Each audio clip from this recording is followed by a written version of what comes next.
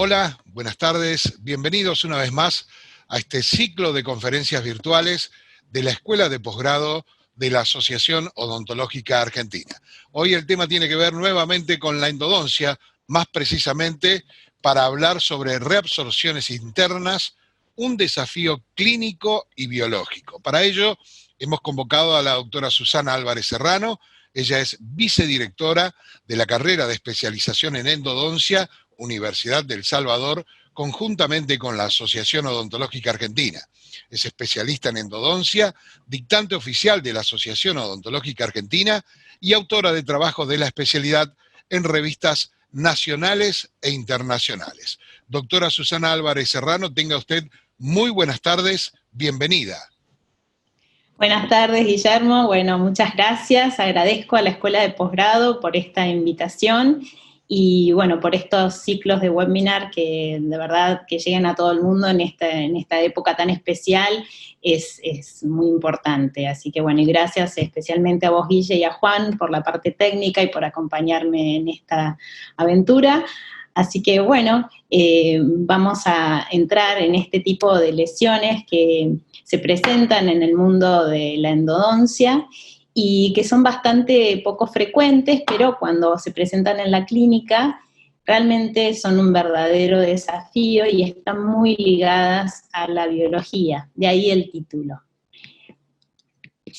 Antes de ingresar un poco en este tema, quiero presentar al grupo de docentes que me acompañan en la especialidad de endodoncia, liderados por la doctora Rosa Escabo, con la doctora Cristina Tula, la acompañamos como vicedirectoras, y bueno, tenemos un enorme equipo docente y estamos muy orgullosos de que muchos de los alumnos que cursan en la especialidad se quedan con nosotros y nos acompañan.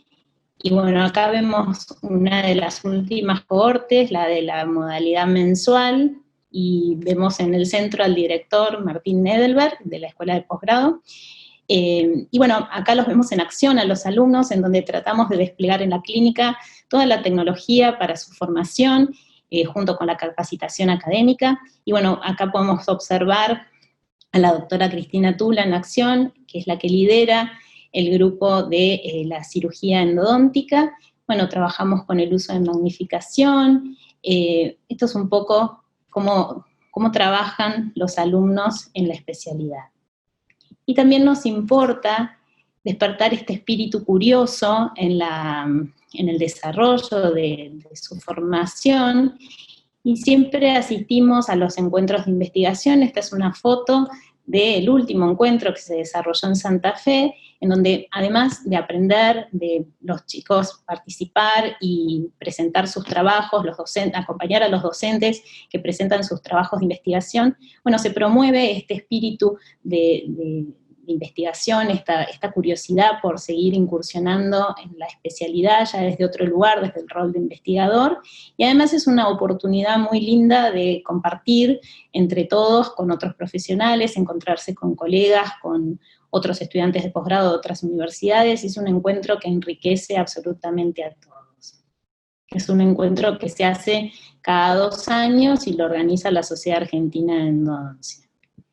Bueno, y ya vamos al tema que nos trae la tarde de hoy, que son las reabsorciones internas, y vamos a ir viendo que se presentan como procesos destructivos que se producen únicamente en el interior del conducto. Vamos a ver que este conducto cambia su forma, se expande de la forma que decidan las células que producen esta destrucción, y el tratamiento que tenemos que realizar tiene que ser activo e inmediato.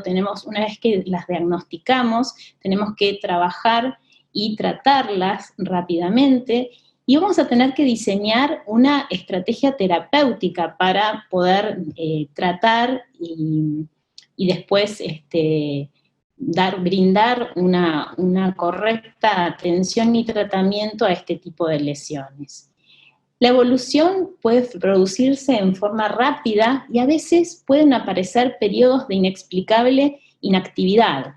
Y realmente el pronóstico va a depender del grado de pérdida de estructura dentaria, porque esto va a afectar directamente a la capacidad de esta pieza dentaria de resistir las fuerzas de oclusión y funcionamiento normales, y también, ¿por qué no?, las paranormales si este paciente tuviera algún tipo de parafunción. Entonces, rápidamente, no los quiero aburrir con clasificaciones, pero las reabsorciones internas van a tener dos mecanismos de destrucción. Pueden ser por sustitución, que esta la describe muy bien el doctor Andreasen como la reabsorción tunelante, y las inflamatorias, que podrán ser perforantes o no perforantes de acuerdo a la cantidad de destrucción. La ubicación pueden estar ubicadas en cualquier lugar del sistema de conductos, en el tercio medio, en el tercio apical, como podemos observar aquí. En el tercio medio aparecen a veces con esta forma bien redondeada, que es como todos imaginamos que son las reabsorciones internas, y cuando aparecen en el tercio coronario muchas veces las podemos diagnosticar como con esta mancha rosada, porque por transparencia, por el esmalte, ya se ve esta lesión reabsortiva. La incidencia es bastante baja en las lesiones que afectan a las piezas dentarias, es solo un 2%, es muy poco frecuente, es más frecuente en la dentición permanente y menos frecuente aún en la dentición temporaria. Bueno, tenemos entonces dentro de las reabsorciones por sustitución, tenemos la reabsorción tunelante, que la describe muy bien Andreasen en este libro, el texto y atlas color de las lesiones traumáticas, y básicamente se produce una metaplasia del tejido pulpar a un tejido ostioide que avanza sobre la superficie dentinaria, y fíjense a los 18 meses, acá a los 6 meses cómo va avanzando y crea una lesión reabsortiva, y entonces va avanzando a medida que van pasando los meses y se encuentra este tejido de tipo ostioide que en algún punto detiene su crecimiento y el conducto finalmente, fíjense en una radiografía a 3 años, cómo se va obliterando completamente. Este crecimiento se detiene solo y básicamente no se le hace ningún tipo de tratamiento, simplemente se hace una observación, se lo mantiene con controles radiográficos y evolucionan favorablemente sin ningún tipo de tratamiento. Las reabsorciones internas inflamatorias sí tenemos que trabajar activamente. A mí me gustan mucho estas imágenes que aparecen en el libro de Lima Machado, en el capítulo de reabsorciones internas, que participó el doctor Carlos Russo, docente de la carrera, en donde, para entender bien el mecanismo, tenemos las células, que son los clastos, que ahora vamos a ver cómo son y cómo se comportan, son las que producen esta lesión, pero para que esto suceda tienen que pasar dos cosas. En la porción coronaria al defecto o al proceso destructivo, tiene que haber una pulpa que está crónicamente inflamada o infectada, o bien necrótica, pero la porción apical al proceso destructivo y a este defecto tiene que estar vital. ¿Por qué? Porque son las que van a proveer células de origen hematopoyético, que van a ser las que se van a diferenciar en estas células gigantes que producen este proceso de destrucción.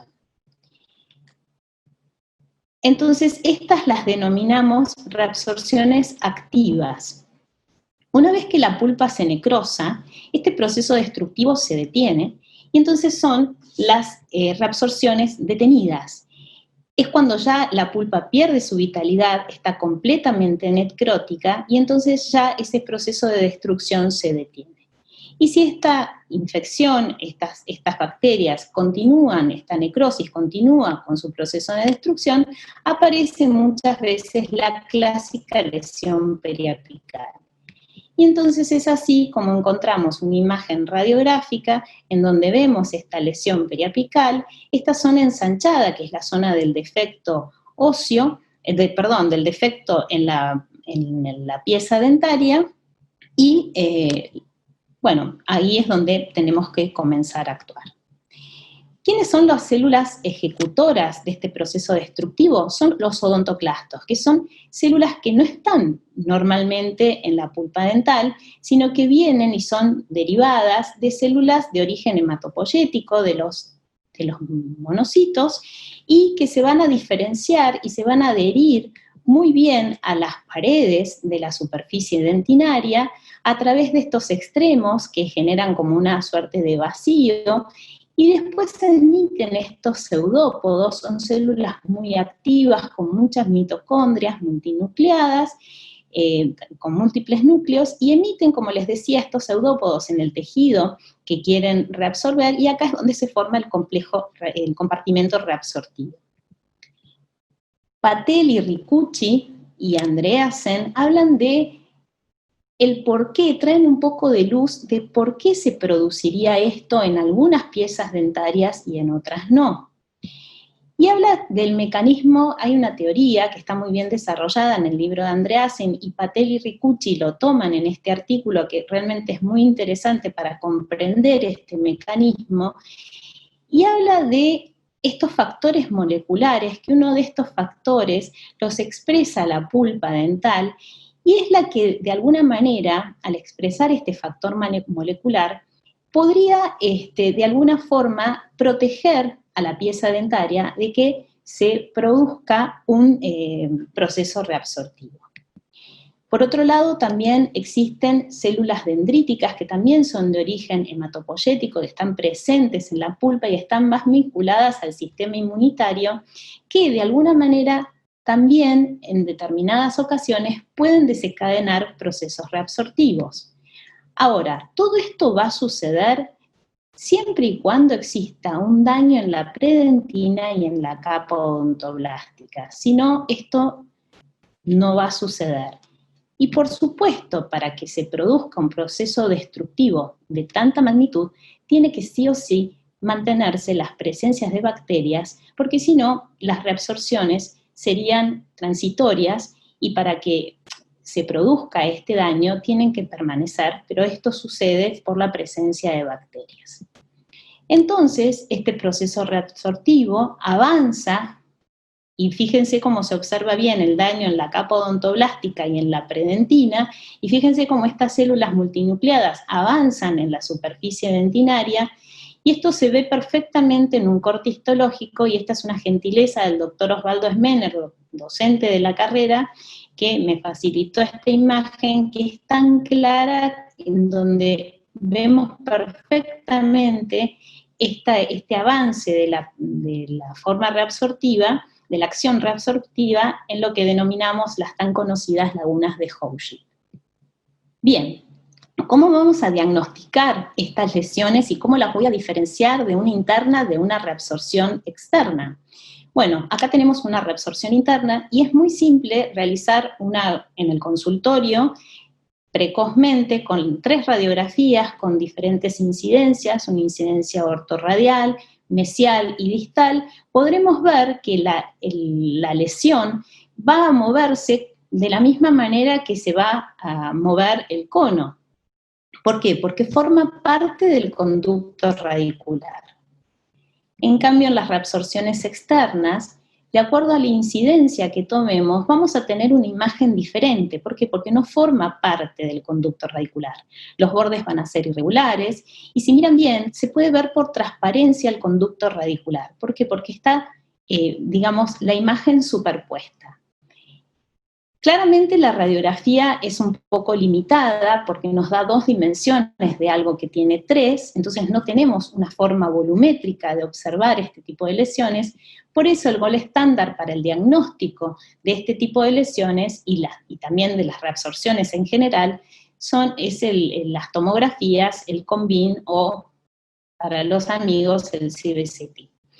Son muchísimas las publicaciones que adhieren a que el uso de este tipo de estudios volumétricos son ideales para el diagnóstico, para el plan de tratamiento, y también una vez finalizado para el seguimiento. ¿Por qué? Porque nos da la extensión de la lesión, nos da información precozmente de esta extensión de la lesión y de la comunicación con los tejidos perirradiculares, Y además, en ese sentido, nosotros también vamos a poder evaluar, viendo estas dimensiones, el pronóstico de esa pieza dentaria y obviamente decidir el tipo de tratamiento y si lo vamos a hacer de acuerdo a la gravedad del caso.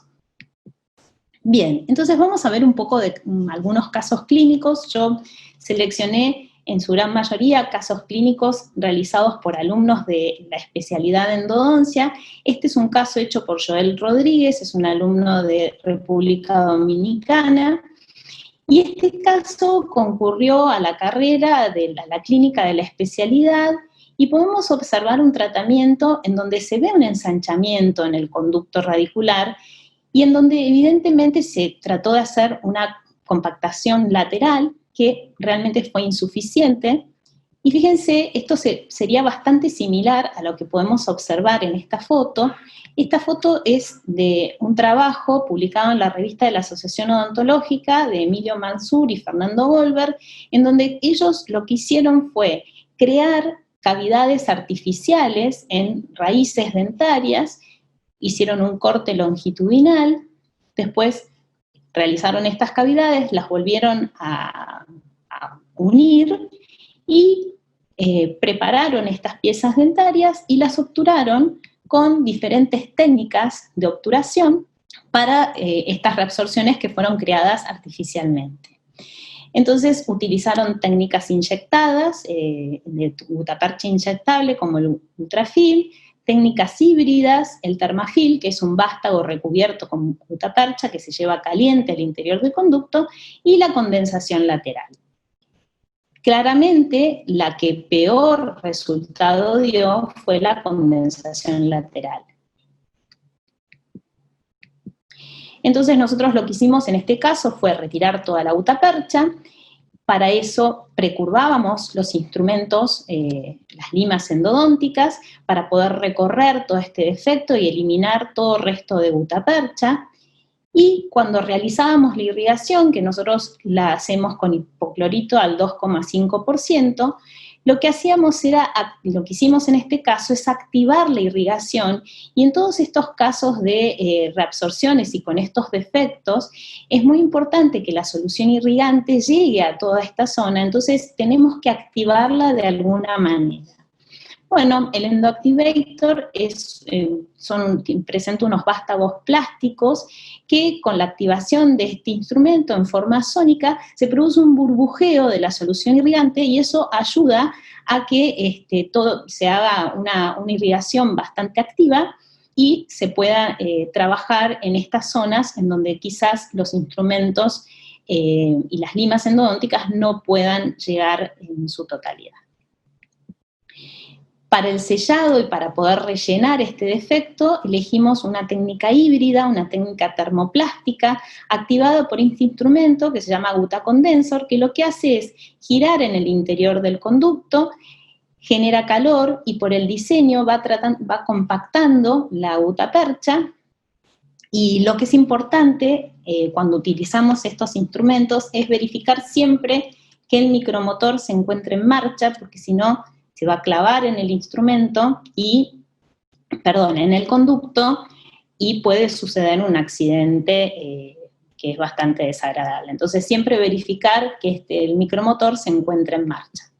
Bueno, así obturamos la porción apical con lo que llamamos técnica híbrida. En la porción apical se realiza una técnica de condensación lateral normal, y después se introduce este instrumento y se plastifica la gutapercha, y fíjense que bien se llena toda la zona del defecto.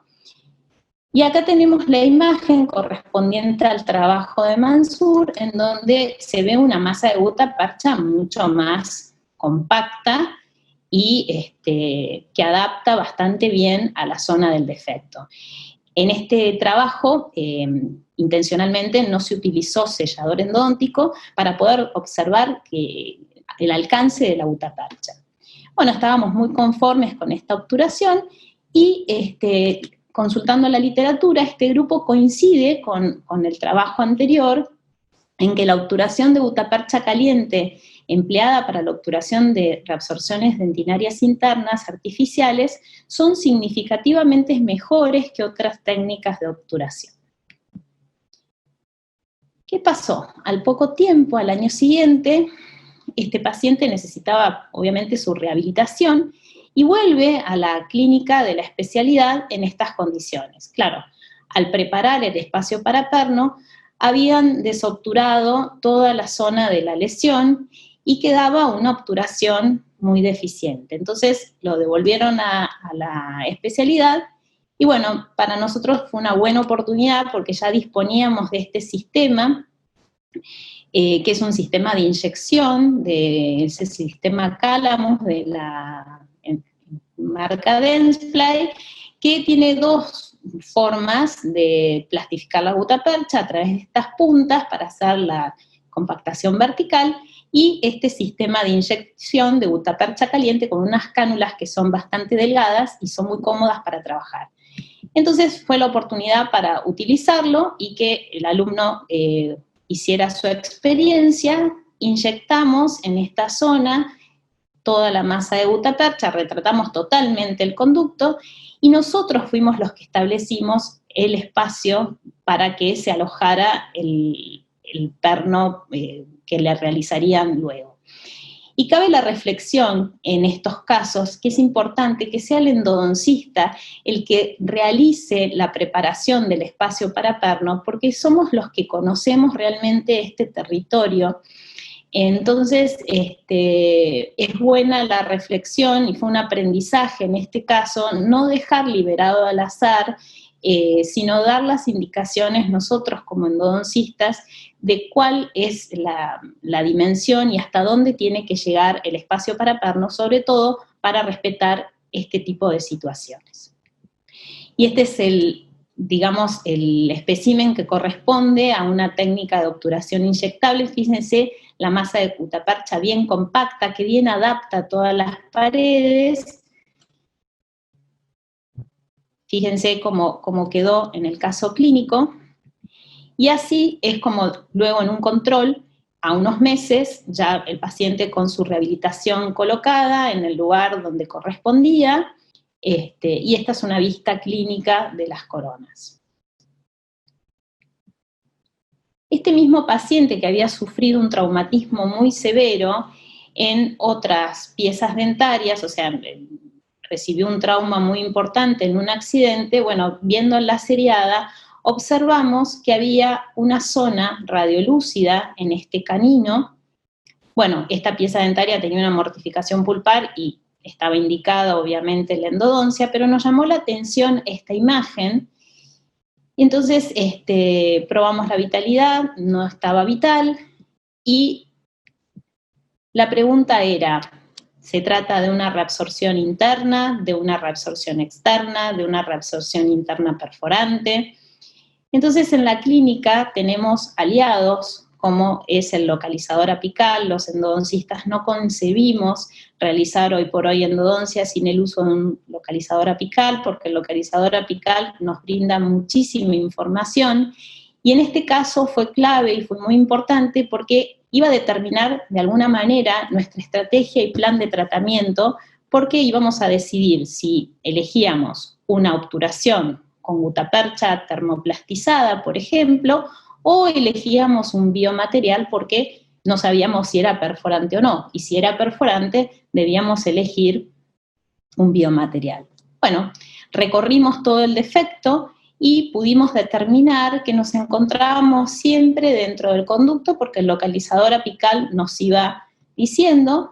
Entonces lo que decidimos hacer en este caso lo tratamos con el doctor Jesús Rodríguez Guillén, es un cursante, fue cursante de la carrera, de origen es peruano, y bueno, decidimos realizar esta obturación con una técnica de inyección termoplastizada con el sistema Calamus. Y lo que es importante recalcar, que todavía no lo dije, siempre que colocamos gutapercha plastificada, lo que tenemos que hacer inmediatamente es una correcta compactación de esa gutapercha. ¿Por qué? Porque a pesar de que previamente a la colocación de gutapercha siempre vamos a colocar un material sellador, Lo que es importante es entender que la gutapercha cuando se enfría sufre una contracción. Entonces, si nosotros compactamos perfectamente con estos atacadores, por ejemplo, que son los atacadores Mimashtu, que previamente tenemos que calibrar con un tope de goma, bueno, hacemos una correcta condensación, entonces vamos con esa compactación vamos de alguna manera a compensar la contracción por enfriamiento que sabemos que sufre la gutapercha, siempre que la termoplastifiquemos. Bien, entonces vemos que con estas técnicas de inyección, esta es una foto, gentileza del doctor Carlos Russo, lo azul es el azul de metileno que se le colocó al sellador. Fíjense la masa bien compacta de gutapercha que obtenemos con estas técnicas de inyección. Bien, así era el caso como había venido, tratamos la pieza vecina que tenía esa mortificación, esta es la radiografía posoperatoria inmediata, y acá tenemos un control a 5 meses en donde todo va evolucionando favorablemente bien. Bien, y acá tenemos otro caso clínico en donde esta paciente venía bastante molesta porque había tenido 2 tratamientos previos, ninguno de los 2 había sido exitoso, y siempre que se nos presenta un tratamiento anterior, y sobre todo este que ya había tenido una opción de retratamiento, tenemos que pensar si yo puedo mejorar esta situación clínica. Y la verdad que cuando lo vimos, la paciente estaba bastante molesta, con dolor, entonces pensamos que sí, que lo podíamos mejorar, pero que sabíamos que no iba a ser un tratamiento sencillo. Veíamos esta zona radiolúcida en esta raíz y en la raíz mesial. Entonces pensamos, tenemos que plantear una estrategia, tenemos que establecer un correcto diagnóstico para ver qué expectativas le damos a esta paciente, que ya venía de 2 desilusiones. Tenemos que realizar una correcta preparación quirúrgica, pensar bien qué solución irrigante vamos a utilizar y cómo vamos a obturar estos conductos. Entonces, comenzamos por el principio, como corresponde, y empezamos a eliminar toda la gutapercha y todo el contenido de obturación que teníamos en el conducto. No fue sencillo en el conducto distal, gracias a Dios este cono fino salió con facilidad, pero en las paredes, en la porción coronaria, continuaba restos de gutapercha que nos costó trabajo retirar. ¿Por qué? Porque cuando empezábamos a trabajar en el conducto distal, aparecía automáticamente un exudado sanguinolento y por momentos hemorrágico, y en los conductos mesiales la cosa era bastante más tranquila, pero en todo momento nos fuimos ayudando con el localizador apical. Este fue nuestro aliado en todo el tratamiento y también de alguna manera era el que nos iba anticipando de alguna forma el pronóstico de esta pieza dentaria. Entonces en los conductos mesiales, si bien observábamos estas zonas radiolúcidas, íbamos recorriendo con la punta del instrumento toda la superficie del conducto radicular, de los 2 conductos mesiales.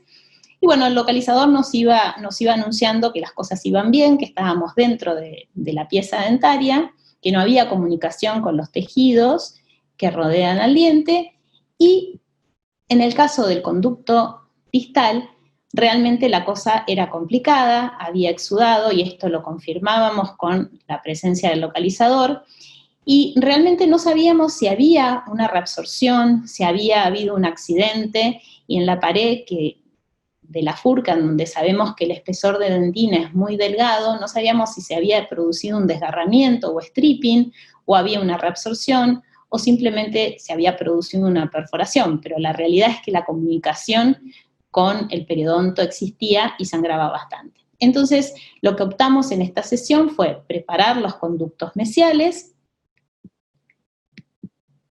activar la irrigación, porque veíamos estas ampollas, sospechábamos que ahí había algo, entonces activábamos la solución irrigante, y en el conducto distal fuimos bastante cuidadosos y tratamos de usar una concentración baja de hipoclorito de sodio porque estaba en íntimo contacto con los tejidos. En esa sesión decidimos obturar los conductos mesiales, optamos por una técnica de termocompactación, una técnica híbrida, hicimos condensación lateral en la porción apical a la lesión y luego plastificamos la gutapercha con este termocompactador. El conducto distal estaba muy difícil de tratar y optamos en esta sesión por colocar una medicación intraconducto para controlar el exudado con hidróxido de calcio. Y en la siguiente sesión, como ya estábamos convencidos que había contacto y se trataba, no sabemos si de un accidente operatorio, como les decía, un desgarro o una reabsorción, pero claramente la elección de un biomaterial era lo correcto. Optamos por un biocerámico de primera generación, el MTA Angelus, y sellamos todo el conducto con este material. Fuimos compactándolo y lo sellamos.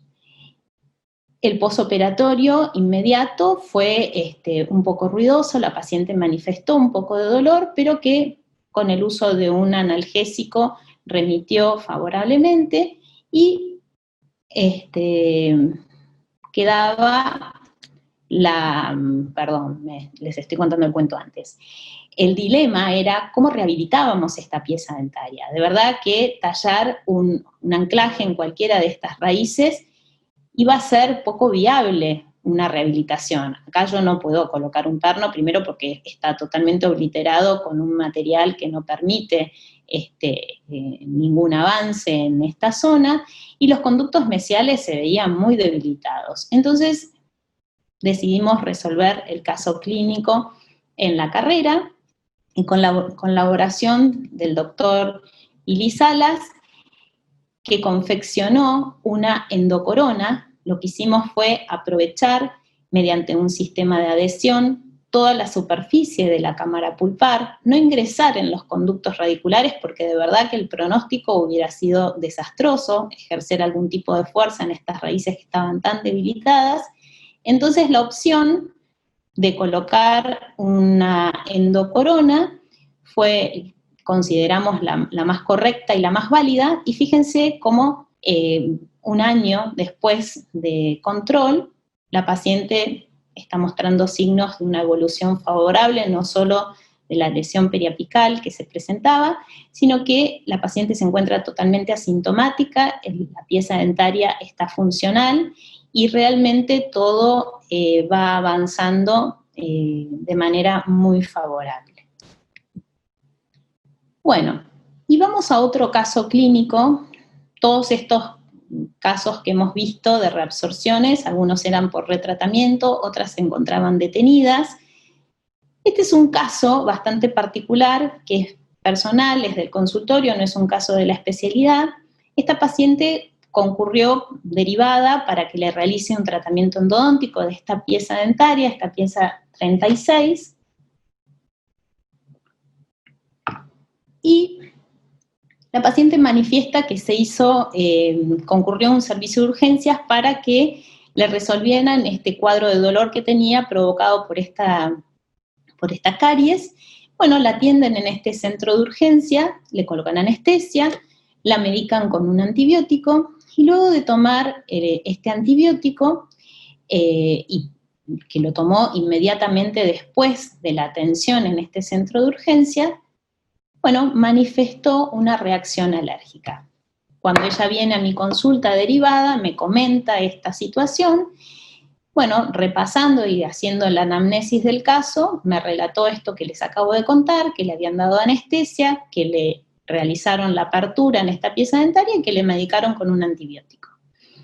Entonces, realmente antes de dar anestesia y trabajar, me pareció prudente derivarla a un alergista, le di el tubo de anestesia para que hiciera el estudio pertinente, y en todo este lapso habrá pasado 1 mes y medio.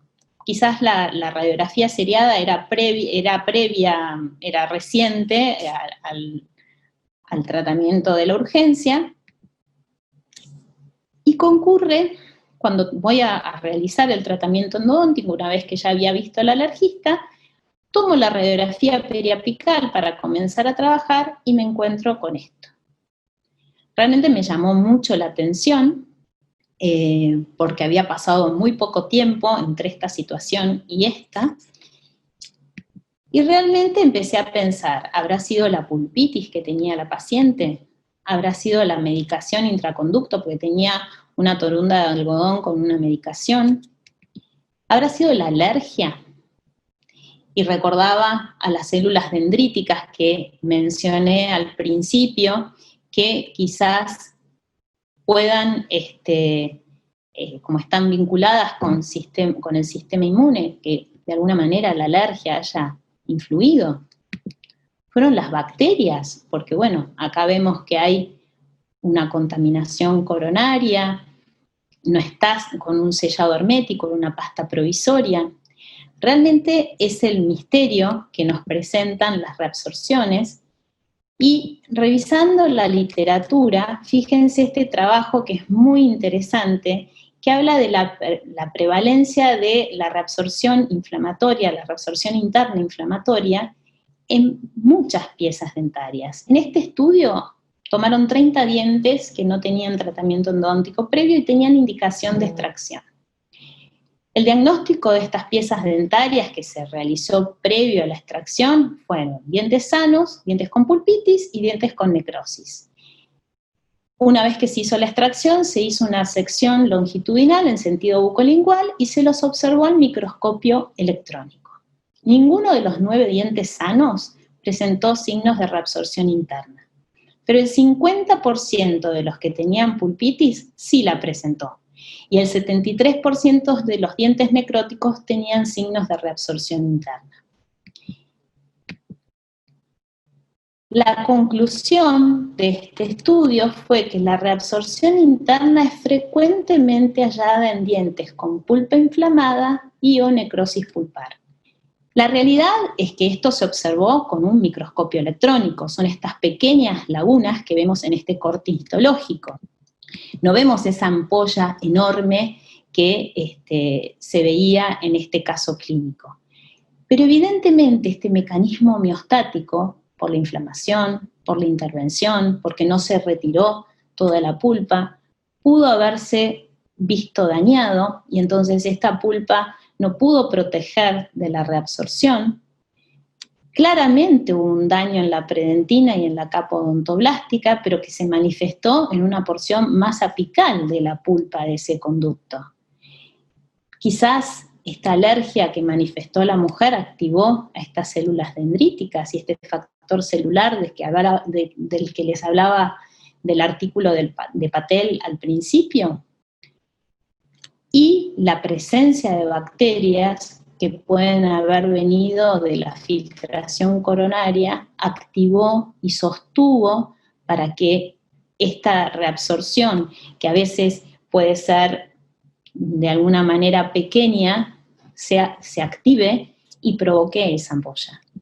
Como sea, rápidamente actué, una vez que tomé la radiografía periapical, lo único que quería era que le hiciera efecto la anestesia y empezar a trabajar, y cuando realizo la apertura, era realmente una pulpa muy sangrante, parecida a la de los niños con pulpitis, que no sé si en algún momento si hicieron una apertura en un chico chiquito, son pulpas cuando están inflamadas son muy sangrantes, o cuando hay un pólipo pulpar, bueno, esto se veía igual, era muy, muy activa, era la primera vez en la vida que estaba frente a una reabsorción interna activa.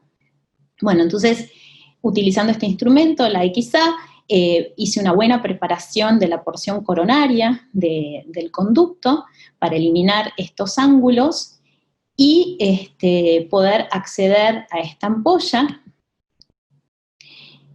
Y ya en esta época, esto es del año pasado, ya tenía este instrumento que es la lima XP Finisher, que es una lima que es de un taper 02, es un calibre 25, y por la propiedad del metal por la que está compuesta, se forma como esta ampolla cuando empieza a girar por estos cambios de temperatura, por el comportamiento de la aleación, y es muy efectiva para remover tejidos. Bueno, en este caso estos autores hablan en reabsorciones simuladas, pero esta era una reabsorción real y bueno, realmente fue muy efectiva y junto con la irrigación rápidamente me ayudó a eliminar todo este tejido que quería que desapareciera del conducto. Pero realmente era muy activa y en esta sesión tuve que colocar una medicación intraconducto de hidróxido de calcio solo a los efectos de poder controlar la hemorragia que había en esta pieza dentaria. Bueno, en la sesión siguiente ya estaba todo mucho más calmo, no había exudado y usé el mismo instrumento para eliminar el hidróxido de calcio y lo usé sinérgicamente con el endoactivator. Yo uso mucho en la clínica este elemento de activación sónica de la irrigación. Preparé bien los conductos mesiales, ya me dispuse a terminar el tratamiento endodóntico. Los conductos mesiales los preparé con una Wave One Gold Primary. Y el conducto distal prácticamente lo preparé con unas limas manuales ayudada por la XP Finisher y la irrigación activada con el endoactivator.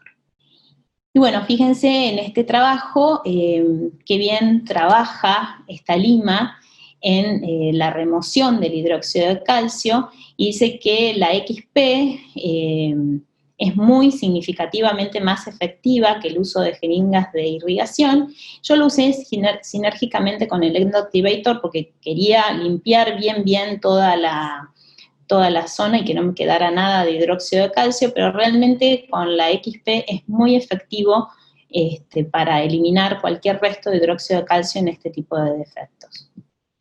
Bueno, para la obturación utilicé un termocompactador, hice una técnica híbrida y se rellenó muy bien la ampolla y los otros conductos los obturé convencionalmente. Bueno, y vamos ya a los últimos casos. Este es un caso clínico de otra alumna de la carrera, Mariana Miranda. Era un paciente que había sufrido un traumatismo en un incisivo central derecho y revisando con el localizador podíamos observar que se trataba de una reabsorción interna muy grande, de una superficie muy grande, un diente corto con una lesión periapical. Realmente era un caso bastante extremo, pero el paciente no quería perder su pieza dentaria, era un paciente muy joven, unos 20 años. Bueno, observamos con el uso del localizador que esta lesión era perforante, entonces lo que decidimos fue realizar la obturación de toda la lesión, porque realmente el conducto era muy corto, la longitud de trabajo era muy corta, era prácticamente la longitud de la corona o menos. Fíjense la diferencia con el diente homólogo. Entonces decidimos colocar un biomaterial, en este caso un biocerámico de primera generación, y rellenamos todo este defecto y se produjo una pequeña sobreobturación. Acá no se ve la goma dique, bueno, no, la goma dique no se va a ver, pero no se ve el clamps porque lo que hicimos fue aislar de canino a canino sin colocar ningún clamps porque era un diente que estaba muy debilitado, con una escasa longitud, entonces lo que menos queríamos era sumar un nuevo trauma. Por eso no se ve ningún elemento radiopaco, pero créanme, estaba aislado absolutamente. Bueno, acá tenemos otra imagen del mismo caso. Sellamos la cavidad con una resina. Y acá tenemos un control a 6 meses. Y fíjense cómo esta sobreobturación, sabiamente el organismo la va separando para ir reparando en los márgenes del diente. Y fíjense a 4 años y medio cómo despacio la va secuestrando y lo va separando, y los macrófagos les llevará tiempo y tendrán que trabajar mucho, pero fíjense cómo toda la zona perirradicular está reparada, acá hay salud, el paciente está totalmente asintomático y puede estar con su pieza dentaria en funcionamiento a pesar de lo pequeña que es, de la escasa longitud, pero bueno, el paciente luego de 4 años y medio sigue totalmente asintomático, conservando su pieza dentaria, y nosotros conservando a Mariana, que se quedó en la carrera como docente, y bueno, conforma el equipo de los viernes. Y vamos ya al último caso. En este trabajó una alumna recién egresada de la carrera, que es la doctora Ana Clara Coltroso, y se presentó a la consulta esta paciente con un cuadro un poco deteriorado de bucal, y aparecía la pieza que la aquejaba, era este incisivo central, en donde podemos observar que presentaba una fístula por vestibular, que estaba muy activa. Y cuando tomamos la radiografía periapical para iniciar el tratamiento, realmente nos sorprendió el tamaño de la lesión. Bueno, ese día empezamos a trabajar y tratamos de establecer y conocer un poco cómo era esta pieza dentaria. Realmente era de dimensiones verdaderamente significativas. Teníamos algún temor de que esto se pudiera mantener. Bueno, recorremos, como veníamos comentándole, la pieza dentaria, y claramente el localizador apical nos mostraba que en la porción vestibular estábamos comunicados con los tejidos periapicales, y el over del localizador apical estaba en su esplendor. Bueno, tratamos de mejorar el medio. Realmente sangraba profusamente por esta comunicación que había en la pared vestibular. Tratamos de limpiar lo mejor que pudiéramos. Nos ayudamos con esta lima que es muy efectiva para el recorrido de este tipo de defectos, porque se adapta perfectamente a esta superficie. No trabaja, sino que frota las paredes del conducto, entonces no produce un desgaste, porque lo último que queremos es perder tejido dentario en estos casos. Y bueno, irrigábamos muy cuidadosamente con una solución de hipoclorito al 1%, aumentando los volúmenes, pero con bajas concentraciones para evitar accidentes. Y debido al sangrado que presentaba en este caso, fue necesaria la colocación de una pasta de hidróxido de calcio. Veamos en la tomografía que le ordenamos después la dimensión de la lesión. Ahí está la comunicación que nosotros habíamos observado clínicamente. Y fíjense cómo la tomografía nos da las 3 dimensiones y podemos ir recorriendo y jugando. Este es un plano axial, fíjense lo grande que era esta lesión.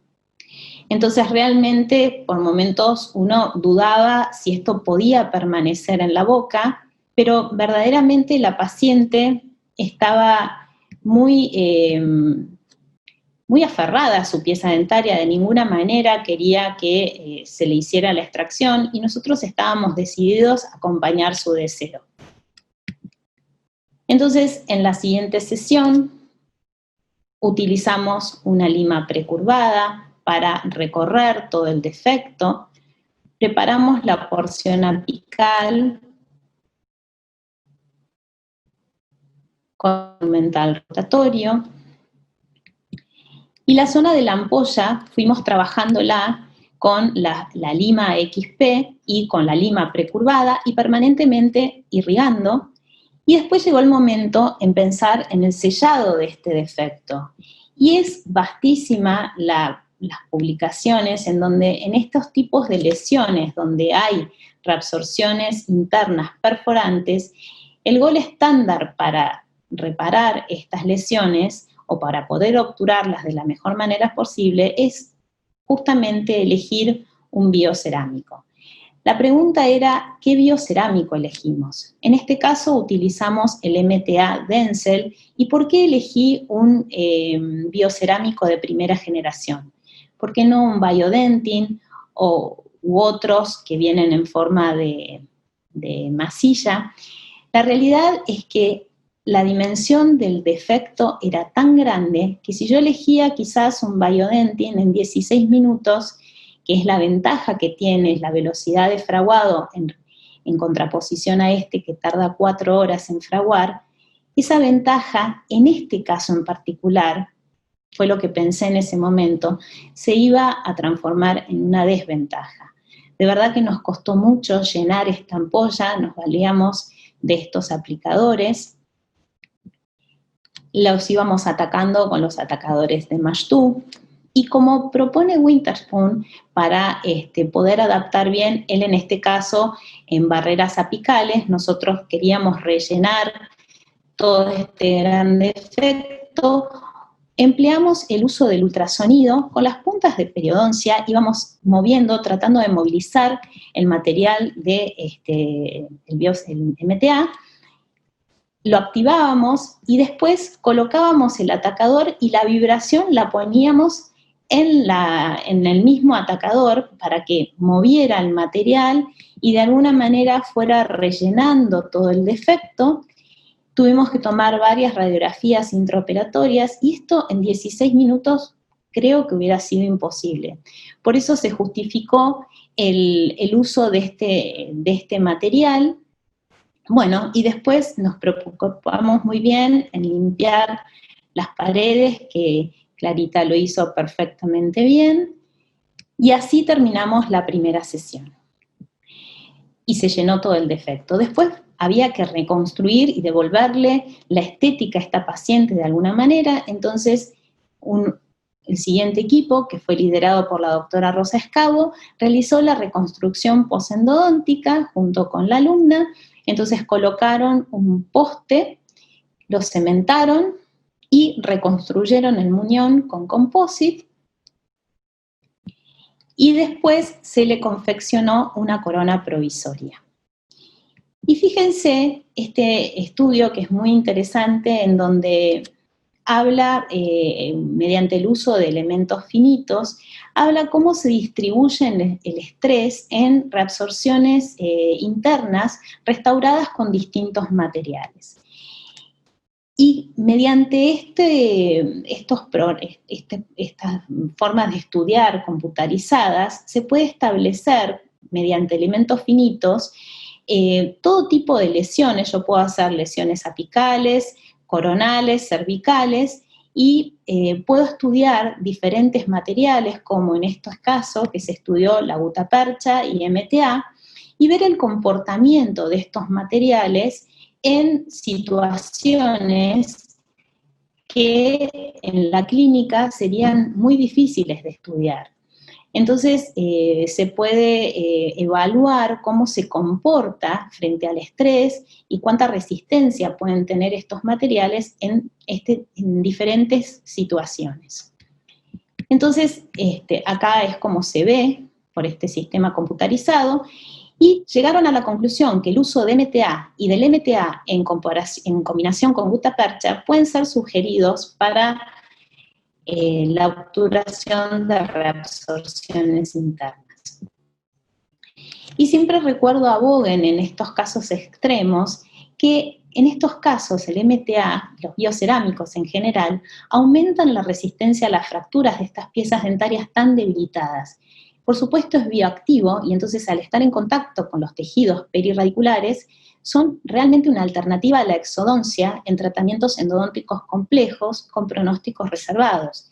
Y claramente este era un tratamiento endodóntico complejo, su pronóstico era reservado, pero de verdad que la paciente un año más tarde está totalmente asintomática, funcional, realmente se pudo llenar todo el defecto, que era dramáticamente grande, es un caso muy extremo.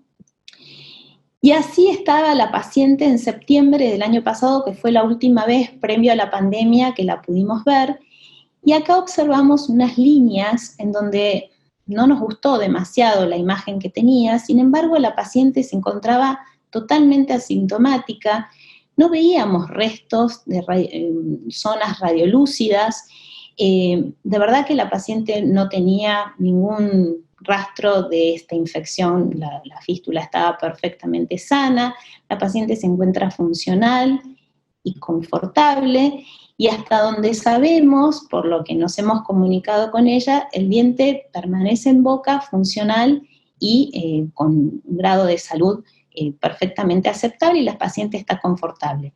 Entonces, me parece que estos casos prolongan la vida útil de las piezas dentarias, y no solo pensamos en la pieza dentaria, sino en todo el hueso que circula a esta pieza y en lo difícil que es reponer la estética en estos casos cuando nos vemos obligados a realizar una exodoncia. Entonces, creo que cada día ganado en estos casos extremos es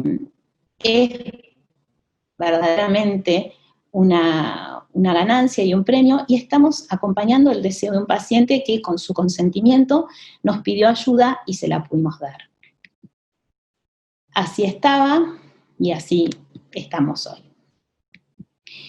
Bueno, quiero aprovechar este webinar, ya que se va a ver por las redes sociales, a saludar a todos los alumnos que pasaron por la especialidad de endodoncia, a contarles que en octubre inicia la modalidad full time y en marzo del año que viene la modalidad mensual, siempre liderados por nuestra directora, la doctora Rosa Escabo.